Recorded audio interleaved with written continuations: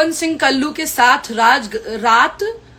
साथ रात गजब रेले यामिनी सिंह को। क्या ये शब्द है? हाँ, रेले। क्या ये आप लोगों के यही घर में संस्कार दिए जाते हैं कि औरत के लिए ऐसे बोलते हैं? भाई यहाँ पे क्या हो रहा है?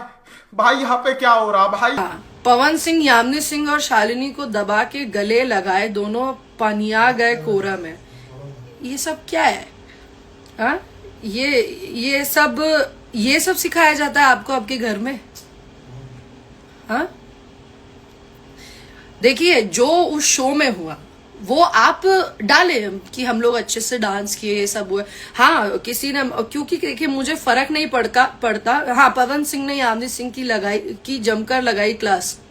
आप हमारे जितने मैंने देखा है कि जो हमारे भोजपुरी के स्पेशली जो ये भोजपुरी के जितने भी नहीं रिस्पेक्ट देना नहीं जानते हैं, कि पता नहीं ऐसा क्या दिखा रहे होते हैं कि क्या मतलब आप अपने बातों से आप क्या दिखाते हो? आपको पता है कि आपके घर में आपको प्रॉपर शिक्षा नहीं दी जा रही है, आपको प्रॉपर संस्कार नहीं दिए जा रहे हैं कि किस तरीके से एक महिला को प्रेजेंट मतलब पोर्ट्रे किया जाता है, किस इज्जत देनी कैसे होती है, वो सब शायद आप लोगों को नहीं सिखाया जा रहा है, जो कि गलत है।